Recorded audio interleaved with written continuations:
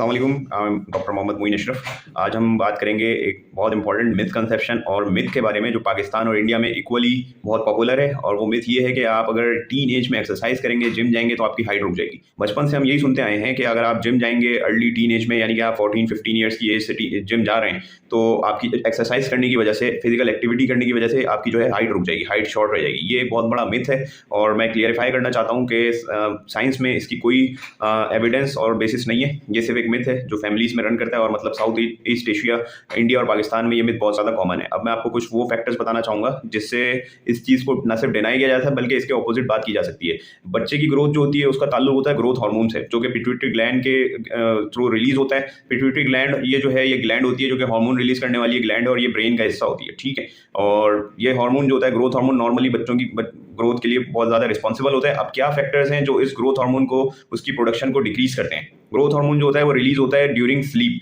तो अगर आपकी स्लीप अच्छी नहीं है, आप बेशक जितनी भी एक्सरसाइज करें या ना करें, अगर आप टीन एज में प्रॉपर तरीके से नींद पूरी नहीं कर रहे तो आपका ग्रोथ हार्मोन डिस्टर्ब हो जाएगा। और ग्रोथ हार्मोन की कम सिक्रीशन से क्या होता है, हाइट कम रह जाती है, ग्रोथ कम रह जाती है, ओवरऑल बच्चा स्टंटेड हो जाता है, यानी कि ओवरऑल ग्रोथ कम हो जाती है। तो उसमें हाइट भी आ जाती है और बॉडी का वो जो विड्थ होता है वो भी आ जाता है, यानी कि पूरी ओवरऑल ग्रोथ। और अगर ग्रोथ हार्मोन एक्स्ट्रा रिलीज होने लग जाए, जो कि मेडिकल उसमें होता है, डिजीजेस में होता है, बहुत सारी डिजीजेस हैं जिसमें ग्रोथ हार्मोन एक्स्ट्रा रिलीज हो रहा होता है, तो उसकी वजह से वो होता है जैजेंटिज्म, यानी कि बहुत ओवर ग्रोथ लोग हो जाते हैं और उनकी बॉडी अनप्रोपोर्शनेट हो जाती है। यानी कि हैंड्स आपको लंबे मिलेंगे, हाथ लंबे, पैर छोटे हैं, मुंह फेस बड़ा हो जाता है, तो वो जैजेंटिज्म, वो एक डिजीज है, उसको आप रूल आउट करें।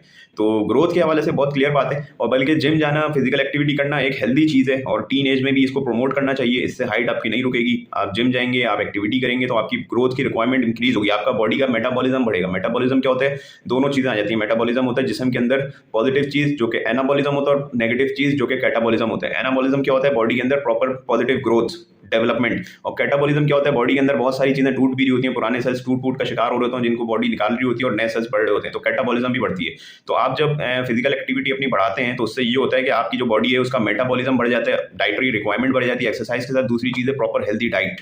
तो जब आप अच्छी डाइट लेंगे तो आपकी बॉडी की ग्रोथ की रिक्वायरमेंट बढ़ेंगी। तो ग्रोथ जो पहले अगर कम हो रही थी तो वो और अच्छी होने लगेगी, उससे आपके हाइट के कम होने के कोई चांसेस नहीं है, लेकिन आपकी ग्रोथ और हाइट बढ़ेगी। और उसमें फिर कुछ स्पेसिफिक एक्सरसाइजेज हैं जो कि आपके बोन्स को टारगेट करती हैं, वो अगर आप करेंगे तो आपकी हाइट और अच्छी ग्रो करने के चांसेस बढ़ जाएंगे, जिसमें पुलअप्स होते हैं, पुशअप्स होते हैं। उससे मसल्स के साथ साथ बोन्स के ऊपर भी स्ट्रेस पड़ता है और उस स्ट्रेस की वजह से उनकी ग्रोथ और अच्छी होती है, provided you are taking proper sleep as well and you are taking proper nutrition as well. क्योंकि जो फिजिकल हेल्थ है उसके 3 कंपोनेंट्स होते हैं, स्लीप, न्यूट्रिशन, फिजिकल एक्टिविटी। तो ये तीनों जो कंपोनेंट्स हैं, अगर ये प्रॉपर तरीके से प्रोपोर्शनेट वे में किए जाएं, स्लीप प्रॉपर हो, 8 आवर्स की स्लीप हो कम से कम, न्यूट्रिशन प्रॉपर हो, आपकी हेल्दी डाइट हो, उसमें कार्बोहाइड्रेट, प्रोटीन और इसेंशियल फैट्स का जो है वो प्रॉपर एक जो लाजमी हिस्सा है वो शामिल हो, मौसम के फल आप ले रहे हो, आपकी डाइट में दूध, दही, डेयरी प्रोडक्ट्स का इस्तेमाल हो, कैल्शियम रिच डाइट हो, सनलाइट का एक्सपोजर हो रहा हो, तो आपकी जो न्यूट्रिशन है वो भी अप्रोप्रिएट हो जाती है। तीसरी चीज़ आ जाती है फिजिकल एक्टिविटी, जो कि एक्सरसाइज है। ना आपने ओवर एक्टिविटी करनी है, ना अंडर एक्टिविटी करनी है। नॉर्मल फिजिकल एक्टिविटी होनी चाहिए जो कि एटलीस्ट 30 मिनट्स अ डे के हिसाब से होती है। तो उसमें आप वॉक कर सकते हैं, आप जॉगिंग कर सकते हैं, आप other than your routine activity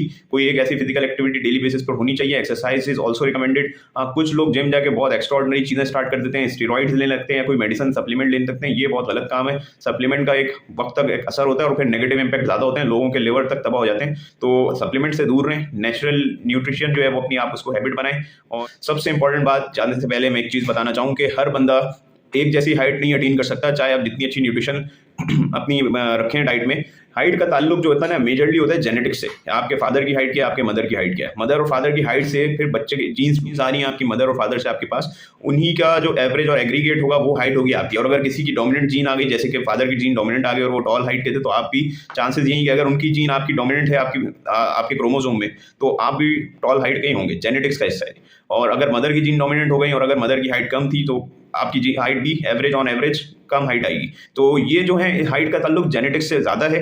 उसके बाद ग्रोथ हार्मोन भी बहुत ज़्यादा मैटर करता है कि आपकी बॉडी में ग्रोथ हार्मोन कितना अच्छा रिलीज हुआ, कितना अच्छा ग्रोथ हार्मोन ने अपना काम किया, क्योंकि इसी का काम है ग्रोथ करवाना, ग्रोथ हार्मोन का ही काम है, रोल है। और तीसरी चीज़ जो इंपॉर्टेंट है वो न्यूट्रिशन है और नेचुरल हैबिटेट है कि आप रह कहाँ रहे हैं, एनवायरमेंटल फैक्टर्स कैसे हैं, आपका एनवायरमेंट कैसा है, आपकी डाइट कैसी है, आपकी फिजिकल एक्टिविटी कैसी है। तो ये मल्टी जो वो होते हैं फैक्टोरियल चीज़ें होती हैं, बहुत सारी जो फैक्टर्स होते हैं वो इन्वॉल्व होते हैं और फिर ओवरऑल आपकी हेल्थ अच्छी रहती है। तो मैं इस मिथ को ये डिनाई करने आया था कि जिम जाना और एक्सरसाइज करना उससे आपकी हाइट रुक जाती है, ये एक मिथ है और इसका रियलिटी से कोई ताल्लुक नहीं है।